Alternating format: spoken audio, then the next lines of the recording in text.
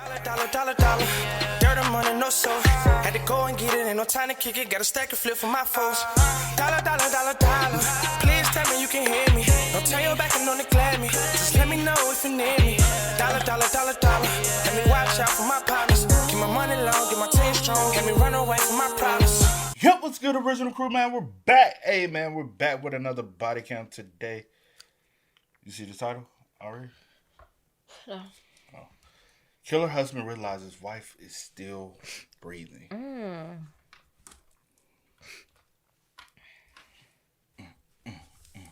My bad. Oh, my bad. I was thinking about something. What you thinking about?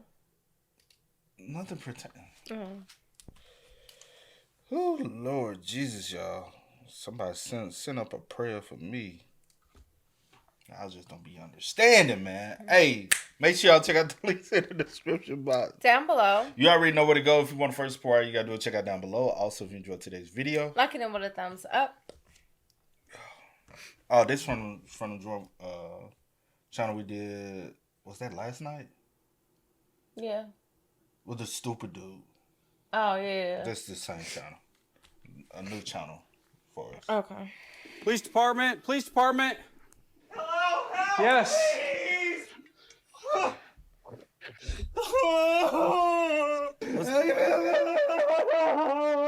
This is 37-year-old Jimmy Allen. Jimmy just discovered his wife's body in the basement of their Michigan home. 18 minutes earlier, he placed this 911 call. Okay, what's going on there?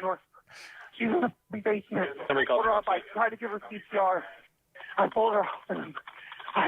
The dispatcher instructed Jimmy to continue giving Amy CPR while several units rushed to the scene. Officer Ben J. Horn was the first to arrive. Despite the desperation in Jimmy's voice during the 911 call, it was eerily silent as Officer Horn approached the residence.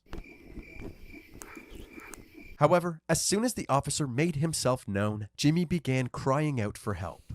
Police department. Hello, help, Yes. please. Don't they typically be on the phone with the 911 operator? They try to keep them on the phone Yeah. until the officer get there? Sometimes, yeah. Most times. Majority of the times. Yeah. It was quiet as hell. Yeah. You ain't screaming her name. Now you want to put on You the ain't saying sound. wake up. Come on. Nothing. Stay with me. We ain't saying nothing. Now, I understand you might say it at the beginning or something, but...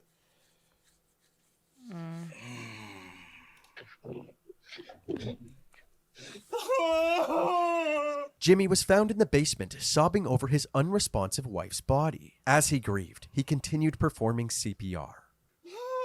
How long's she been down? Do you have any idea? Can't be more than about 20 minutes. Okay. Oddly enough, Amy didn't have any significant injuries, except for a very faint mark near her jugular. By 8:57 p.m., more officers arrived along with several EMTs. They piled into the basement to take over Jimmy's life-saving efforts. Now that Jimmy had a moment to process what was going on, he dramatically ripped his shirt off and broke down on the basement floor. He was able to quickly compose himself. You know, the way he's crying reminds me of that one dude, one body count we did. He was in Colorado. And that way he was sobbing and crying. You remember that one? He killed his wife as well. Is that the one that worked at like the tech company or the something like that? Tried to make it seem like somebody else did it. Yeah, I remember that. Yeah. Oh, like her ex or somebody who did it. Yeah. You remember when he was Where they at? Did they say? Michigan. Oh. Michigan. He said in the very beginning. Remember when he was crying and sobbing, he kept looking away from everybody. I remember, yeah.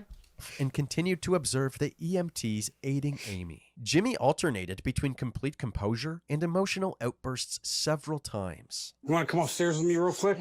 Okay. As you can see, Jimmy seemed calm as he walked up the basement stairs, but as he entered the kitchen, he unleashed his wrath onto an unsuspecting bowl of potato chips.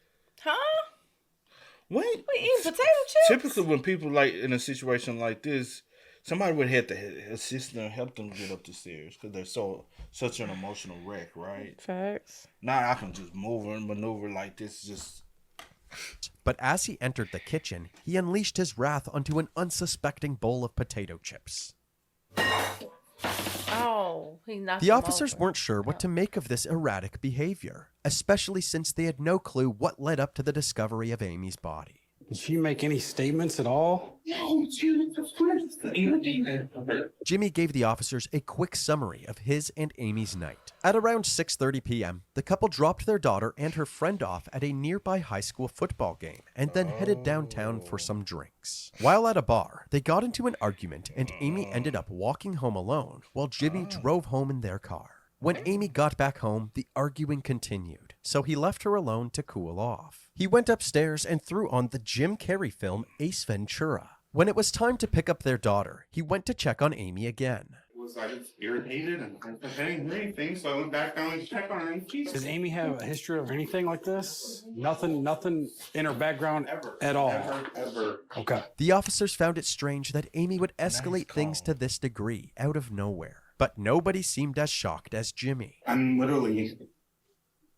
hoping I wake up, dude. Unfortunately for Jimmy, this was a nightmare that he wouldn't be waking up from. But suddenly, an EMT emerged from the basement with a glimmer of hope. Huh? What? Says she's fighting. I ain't like that, huh? Huh? What? I thought I had the perfect murder. Huh? What? Says she's fighting. No. The EMTs were able to reestablish a faint pulse. You should be like excited. Like you should be happy. You should be like overjoyed that she's fighting, that she's coming back too. Thank you. It's like, what the fuck? How the fuck is this happen?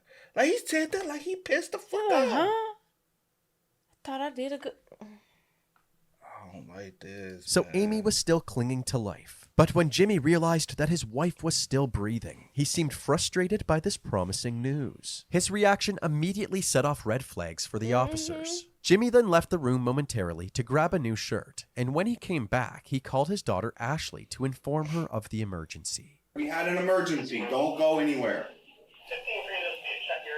There's an emergency.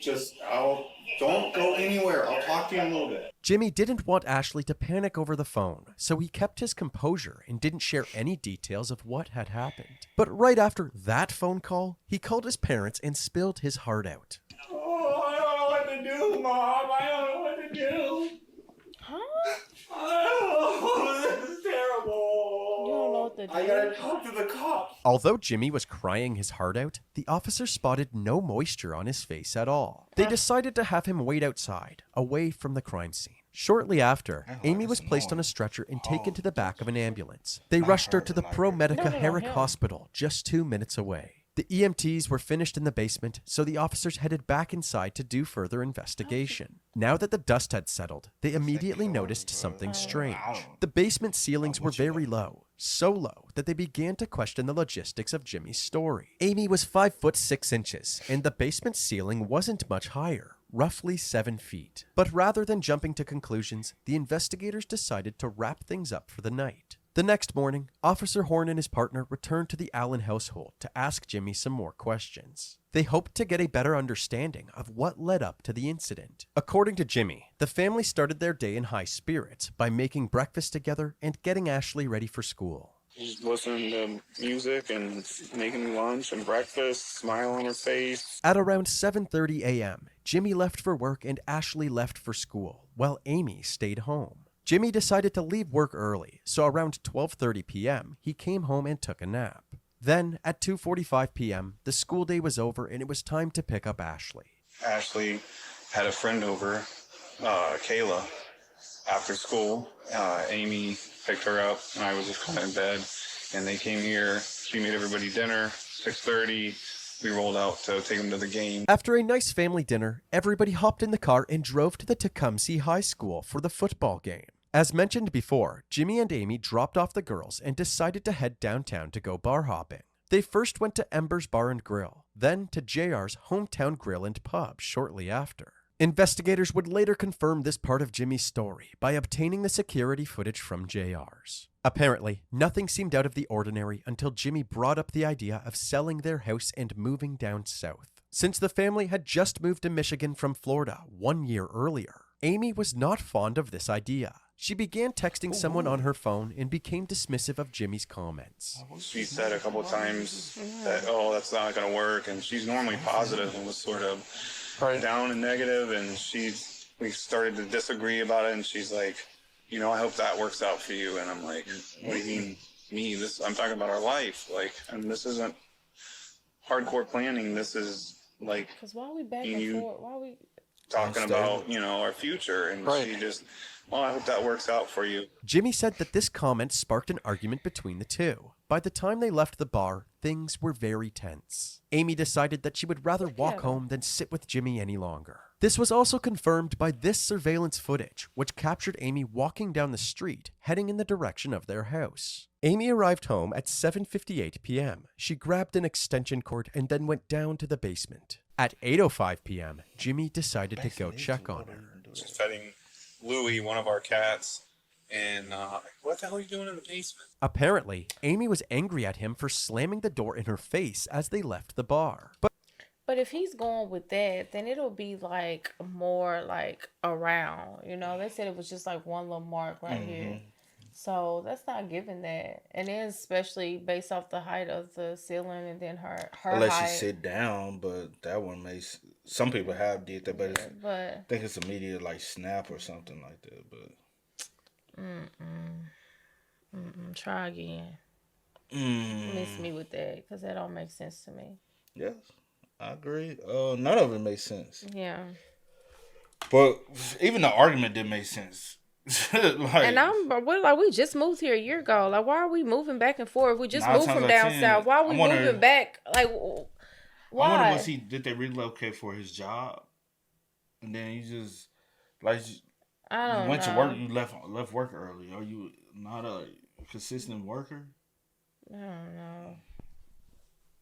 Apparently, Amy was angry at him for slamming the door in her face as they left the bar. But according to Jimmy, it was just an accident. He did forget to hold the door for her, but he didn't slam it intentionally. Amy didn't believe that it was an accident, so she started throwing insults at him, and the two proceeded to argue for about 10 minutes. Nothing good was coming from this argument, so Jimmy went back upstairs, leaving Amy in the basement with the extension cord. About 25 minutes later, at 8:40 p.m., Jimmy realized that it was time to pick up Ashley from the football game. Before he left, he went back to the basement to squash the beef with Amy. And immediately do that and started, check for a pulse. When I glanced down there, I saw there looked like a upturned kitty litter pail.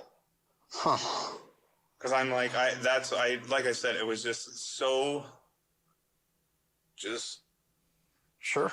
The officer asked if there were any signs that something like this might happen, but Jimmy said that he could never have seen this coming.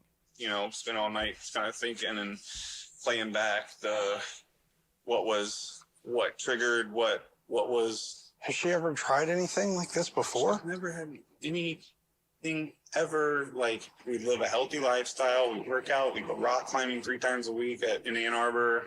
We cook meals at home. We grow our own vegetables out here. Money trouble. No, this is like the pinnacle of best job I've ever had. I make great money. She's a stay-at-home mom. But then why are you trying to move? That's what I was about to say. It makes no sense, bro. None of it makes sense.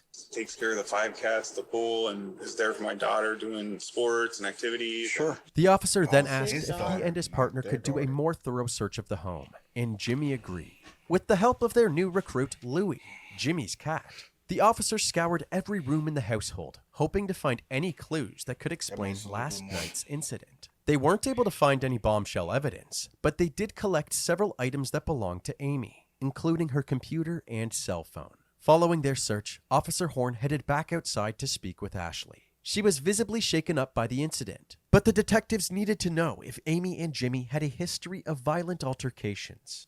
Were your mom and dad fighting at all yesterday that you recall? No, but everything was normal when I left. When you left? Okay.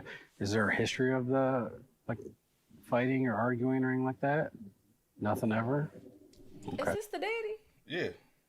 Of course I'm in front of my, She ain't gonna be truthful in front of Like, I'm not gonna be like, yep, daddy be. And it sounds, if it is true, that's not her biological mother. I don't know how truthful she'll be with Maybe that. he just said it like that, but it could. But yeah, because I don't know anyone's The age. Yeah. No, my bad. I thought you were finished. That's my fault. Fighting or arguing or anything like that? Nothing ever? Okay. The officer also asked about Amy's state of mind, but Ashley said that even though her mom was a deeply introverted person, she had always been emotionally stable. This interview wasn't as fruitful as the officers had hoped, but shortly after, they were approached by several of Amy's family members. They said that Jimmy waited 14 hours to tell them about the incident. As soon as they heard the news, they rushed over to the police department because they had an abundance of useful information for the police. The investigators learned that back in 1997, when Amy was just 13, she had a son named Caleb. Her parents looked after Caleb while she attended high school in Ocala, Florida. By the end of high school, she began dating Jimmy, who had no problem becoming a father figure to Caleb. When Amy was 19, they had Ashley, and from that point on, Amy stayed home to take care of the kids while Jimmy worked. However, according to Amy's family, this wasn't her choice. They believed that Jimmy was a controlling husband who didn't want Amy to become financially independent. Now I need to know how much older than he is of her. Because he got with her when she was 19. I need to know if there's an age gap. Because sometimes with an age gap, that does happen. It said his age at the 30. But no, I'm saying when they got together. Oh, when they got together. Oh, my God. He would monitor everything the family did, from their social media activity to what they were eating throughout the day. He would also discipline the kids if he believed they were misbehaving, frequently taking things too far. Whenever Amy stood up to Jimmy, her opinion didn't seem to matter. Whatever Jimmy wanted, Jimmy got. So when Caleb turned 17, he left to stay with his grandparents. Jimmy retaliated, telling Amy that she was no longer allowed to speak with her family, including Caleb. One of the last times Caleb saw her was at his high school graduation a year before the incident. But other than that, Amy had minimal involvement in Caleb's life. That's crazy. We can kind of do the math with Amy and Caleb. Caleb would have been 18 at the graduation. She at 13. So it was 18 plus 13. 32? No, 31. Year before that was a year before the crime. So at the time of the crime, she's 32. How old? And I think it said he was 37 or 39. I can't remember. Yeah, because so when they said it, I was like 30. Because he looked older to me. He looked older to me. Yeah, he does look older. But I think there is a somewhat of an age gap.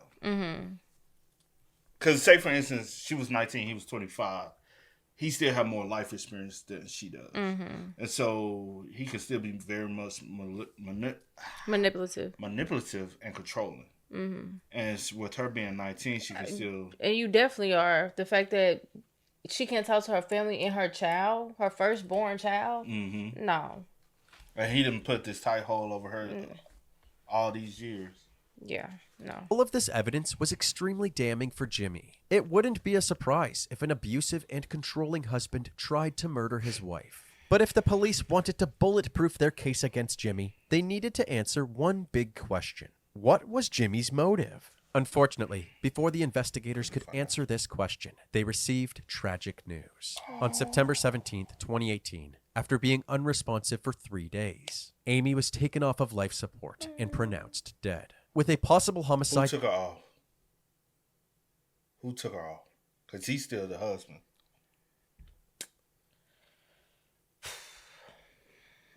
Her family, but he will have, if he's not a suspect yet.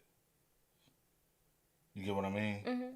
Now on their hands, the authorities pressed on with their investigation. They decided to look for answers in Amy's cell phone. In her text with Jimmy, his controlling behavior was on full display. He had somehow been tracking Amy's every move. He would frequently text Amy her exact location and ask her why she was there. Despite all of Jimmy's torment, Amy seemed completely fine in her other conversations. This evidence strengthened the case against Jimmy, but the detectives still couldn't pinpoint an exact motive. That was until they looked through a conversation with a man named George. George was a married man from the East Coast that Amy had met online and had been texting for the past 3 years. Based on the explicit content of the messages, it was clear that they were having an affair.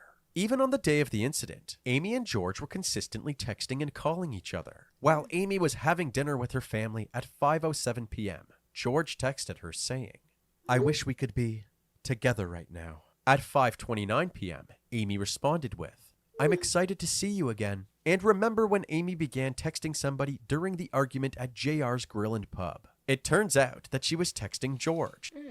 That's the reason why she said, I hope that works out for you. Because she had been left the relationship. She was gone. And honestly, she probably just been holding on for her kid. Yep. Because I know she was in high school. Yeah. Is it 16? I just wrote down 17, but it could be 16, 17. I don't know. I think she was like junior, senior in high school. Yeah. So possibly whenever Yeah. I can do her age. I could actually get her age. Because I would have made Caleb 19 at the time. 6. Nah, she ain't that young. Because they said she had a kid when she got with him. And that's when her daughter came when she was 19. Yeah, I didn't write all that down. So But she had Caleb when she was 13. Yeah. So Caleb would have been 6. Was she that young? 13, 14? Could have been 14. I guess so, because 14. it said her parents. Her parents took him in so she could finish high school. Like, took care of him so she could finish school, right? So Caleb moved in, right? Not the daughter. That's what I'm talking about. I don't know. Caleb moved in at 17. I'm trying to calculate Ashley's age. Yeah. I'm saying Ashley could be 14. I don't know. Oh, you said she could be a freshman. Yeah, that's what I was saying. Oh, she could be. My bad. I don't know. Sorry, y'all. She has a headache and I'm doing too much for her. You really are. I'm like, even with Jimmy sitting directly beside her. From these findings, a new theory emerged. Perhaps Jimmy had caught a glimpse of these text conversations and was overcome with anger, which ultimately led to him attacking Amy in the basement. The investigators were eager to ask Jimmy some more questions, but they ran into a small problem. Jimmy was nowhere to be found. It turns out that just a few days after the incident, Jimmy and Ashley packed their belongings, including their 5 cats, and headed back to their hometown, Ocala, Florida, to stay with family. Thankfully, the authorities were easily able to get in touch with Jimmy to arrange another interview. He told them that he would be back in Michigan in a few weeks to grab some of his stuff. Since the Tecumseh Police Department had limited personnel and resources, the Michigan State Police had taken over the investigation, and Detective Larry Rothman was put on the case. 1 month after Amy's death, he met Jimmy at the station for a formal interview. During his stay in Florida, Jimmy had plenty of time to reflect on his relationship with Amy, and he was forthright with the detective about his shortcomings. I wasn't so inner focused and self-focused, and maybe I could have seen some things that were going on that maybe could have clued me into what my wife was in so much turmoil that I couldn't even see it. I mean, that's how it feels. Like, I don't even know who I am. It's hard to believe this statement from Jimmy, because moments later, when asked to describe himself, he gives an awfully detailed answer. Describe yourself. What kind of a person are you? I would say I'm a type A personality. I like structure, organization. I'm ambitious. Always seeking to improve myself and others around me.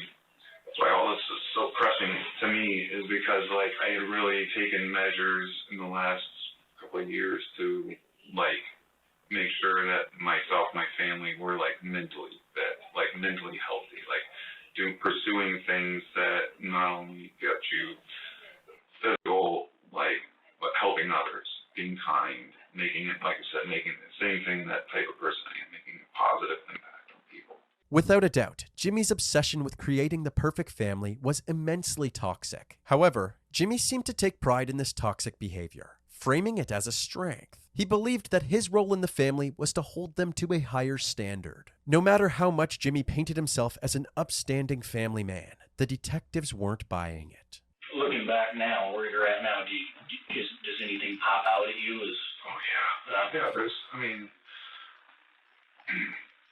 my wife had some issues. And, what kind of issues? What kind of issues? Could you say she struggled from, social anxiety, so. You say none of this? She's been like that for years. She's just extremely shy, introverted person. She's never Because made her that way. She never developed relationships in Ocala. She didn't have any friends. You didn't allow her to. Like, video games compulsively, that World of Warcraft thing.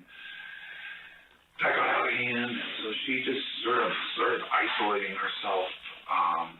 And so I had taken measures when we got up here to help her break out of it. Jimmy is painting himself as a valiant savior, guiding his wife away from her bad habits towards a healthy lifestyle. But as we mentioned earlier, everybody who was close to Amy said that Jimmy was the main cause of her isolation. While asking Jimmy about infidelity in the relationship, he revealed that Amy wasn't the only one cheating. There was one time when I went to the Isle of Man and hooked up with this chick.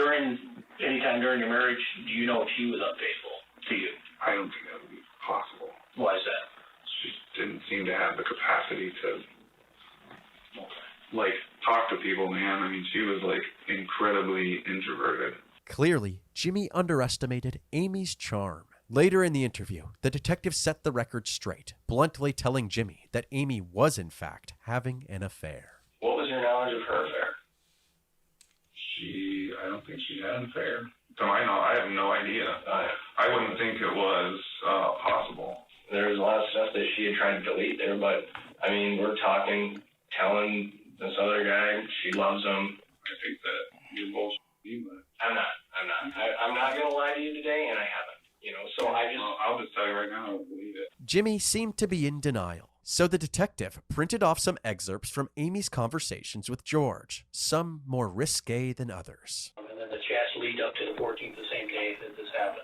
Clearly there was something going on between these two people. He knows. As someone who had a say in every aspect of Amy's... And he's also is not surprised. Because my thing is, when he mentioned about the unfaithful, being unfaithful, or something like that, why would you even mention that? And why would you say she wasn't the only one? Only one unfaithful or something, however he put it. Yeah. Why would you even bring that up? Like, what relevance does it have to this if you don't know about the other guy or whatever the case may be? Because you did know.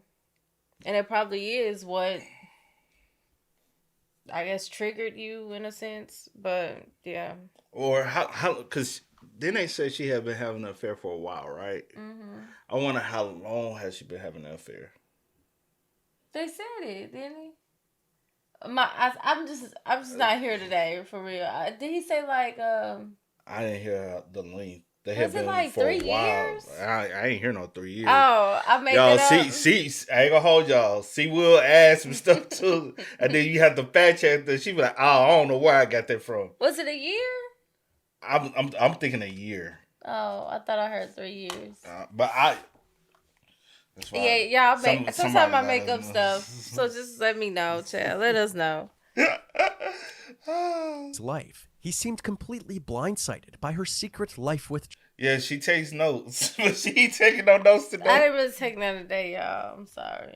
Every aspect of Amy's life. He seemed completely blindsided by her secret life with George. He wanted more answers. Can you pull phone records to see if there's any numbers that I can see that I don't recognize? And that, to me, is crushing to think that she even has some alternate life. I legitimately... I still don't all the way believe you guys. I don't think that she has the capacity to do that. Like I said, this is the most shocking, But he's not even going to own up to knowing, because then he know that will be a motive to take your wife's life. Sure is. So yeah, he's going to play dumbfounded, like, oh, I don't know, I have no clue. Like, can you pull phone records? Can you see? Like, what we pulling phone records? Like, we telling you she was having. You know what it is? Because he wants the number. That's what I was thinking. last-ditch effort to elicit a confession, the detective asked Jimmy if he would take a polygraph test. Jimmy agreed and maintained his innocence the entire time. Ultimately, the test results were inconclusive. The detective wrapped up the interview, less certain about Jimmy's involvement than before. Jimmy was allowed to leave, and he went back to Florida later that day. The police struggled to find any new leads, so they had no choice but to wait for the medical examiner to release Amy's autopsy report. That day finally came, 3 months after Amy's death. It was confirmed that the cause of death was strangulation asphyxiation, but the manner of death was undetermined, requiring additional investigation. The ball was back in Detective Rothman's court, but finding more evidence to determine whether or not this was a homicide was easier said than done. He meticulously looked through all of the evidence, including the body cam footage. He stumbled upon the moment that Officer Horn noticed how low the basement ceiling was, and he suddenly had an idea. Rothman reached out to a forensic engineering lab in Michigan and asked them to recreate the scenario Jimmy had supposedly stumbled upon. After many months of preparation, testing, and analyzing the results, the lab determined that under the same circumstances, her feet would have made contact with the ground. A different forensic pathologist reviewed the same test results, and they determined that her manner of death must have been a homicide. On October 16, 2020, Jimmy was charged with 1 felony count of open murder. This meant that if the case went to trial, it would be up to the jury to determine the degree of homicide Jimmy is guilty of, anywhere from involuntary manslaughter to first-degree murder. By this point in the investigation, it appeared that Jimmy, who was still staying with his parents in Florida, had moved on entirely. In fact, he even had a new fiancée, and their wedding was just 5 days away. But before they could tie the knot, Jimmy was arrested and extradited back to Michigan. Once he was booked into jail, he was brought into a room to have his charges explained to him. When told that he could contact the investigators if he had any questions, Jimmy said something peculiar. If you have any questions, feel free to get a hold of us, or they can contact us. Okay? That's how you sleep at night. Oh. Well, I guess I don't understand that question. Okay. A few weeks later, at his arraignment hearing, Jimmy pled not guilty. His bond was set at $10 million, and he was put behind bars. I ain't never. You know why? It said. You know why it was set that high? Why? Because of the fact of him keep going back and forth to. He's gonna leave the state. Yeah, so yeah. And so he's a flight risk. There you go. I was getting there. Just a little delayed. But yeah, a flight. You said just a little? I'm a little delayed. Just a little. A lot of. But no. But no, he's more. So how long has it been since? Hold on. 10% of that is what, a meal? He can't come up with that. So how long has it been since all of this with the new woman and the engagement? The murder happened in 2018. So when 2020. Oh, we in 2020 now. Yeah. Years have. Not that long. Well, a year or so, because it happened in September of 2018. Oh, so towards the end. Yeah. That's right, because school was going on. They dropped off for the football game. Mm-hmm. So there's football season. Okay. Damn. But he was already. But still. Already dated and engaged. You talking about moving on fast? Was he not having an affair? He probably was too. That's why he wanted to move back to Florida. Could that be? You know what? Because he want his cake. Okay. And when he said she ain't the only one that will be in a... Leading up to his trial, his defense attorney Daniel Guerin released this statement. Mr. Allen vehemently asserts his innocence in this case, as he had absolutely nothing to do with Amy Allen's tragic death. He cooperated with police throughout the 2-year investigation and provided evidence and statements showing his innocence from the very beginning. He has been in jail for nearly a year for a crime he did not commit, and he misses his family dearly. He is looking forward to the evidence finally being shown to a jury of his peers so they can see clearly that he is innocent and did absolutely nothing wrong. In September of 2021, 3 years after Amy's death, his trial began. Prosecutor Angie Borders kicked off the opening statements. She said that her team was confident that the evidence would point the jury to a guilty verdict. Defense attorney Daniel Guerin delivered the defense's opening statement, saying that there was no substantial evidence to support the prosecution's theory, and their case did not add up. The people want you to believe that Jimmy Allen, for reasons nobody explains or guesses or understands why, snaps after 15 years of marriage, brutally kills his wife, goes up into cover-up mode. 15 years. So now I'm like, she's what, 30 something? What? Let's just not get hooked on the numbers because I can't remember ages and the times. No, I'm saying, but does all of this cover-up and then gets the police there at 8:52 to start showing them evidence of this hanging. They also pointed to Jimmy's search history that night, suggesting that murder.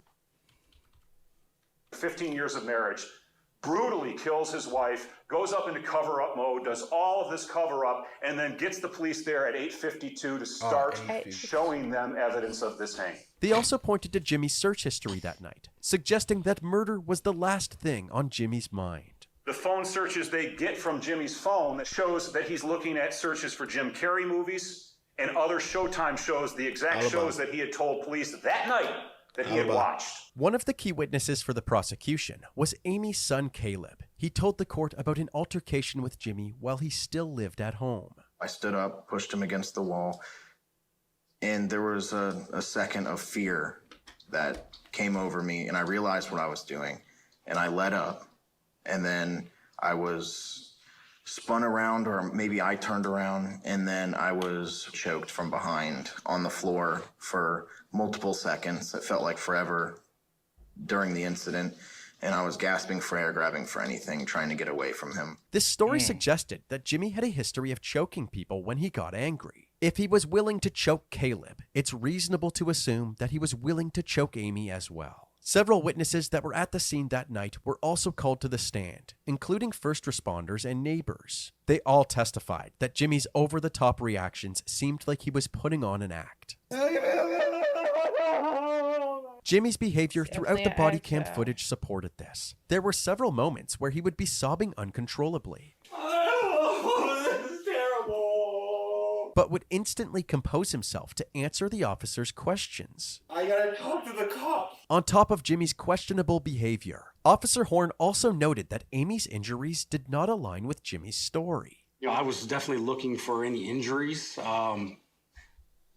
whether it be from a hang or otherwise, and I really didn't see any sort of the typical injuries that I would have seen in a hanging, so I definitely took note of that. Later in the trial, a hospital staff member that treated Amy agreed with Officer Horn's observations, saying that the lack of external injuries suggested foul play. No visible injuries. No visible injuries. Is that strike you as odd? It was a red flag. One witness that nobody expected was none other than Mystery Man George. And was there occasion where you came to know a person by the name of Amy Allen on the internet? Yes. We spoke online often. We talked about life. We also, there was a little bit of sexual content. That's what we talked about. For the most part, George and Amy communicated through text and video calls. But the more they got to know each other, the more eager they were to see each other in person. Now, had you ever met Amy in person? Yes, twice. The first time the two met up was in spring of 2017 to grab some coffee. The second time was several months later when Amy met George in a hotel room. I was here for work, and she had some free time, so she came to the hotel. So you're at a hotel? Yes. Did things that happen at a hotel happen at that hotel? Some things, yes. Apparently, George and Amy's love for each other only grew as time went on. Even on the day of her death, Amy showed no signs of wanting to slow down. I wrote, I love you. And I wrote, I want more of you. And she wrote, I love you too. I'm ready to spend time with you in person. And I wrote, good. Let's do it. And then she wrote, end of October. And I wrote, I'm in. Dr. Elizabeth Buck also played a crucial role in the prosecution's case. During her testimony, she took the jury through the extension cord experiment we mentioned earlier. The first question that Detective Rothman asked was, can an extension cord suspend 140 pounds? The testing was performed. The answer is no. According to the prosecution, the results of her tests were more than enough to debunk Jimmy's story. When it was the defense's turn to call witnesses, they had Jimmy's father testify. According to him, Jimmy didn't flee the state because he was guilty. It was because Jimmy's family urged him to stay with them in Florida. He seemed somewhat composed, but totally shattered and almost empty, if you would. I'd never seen him like that before or since.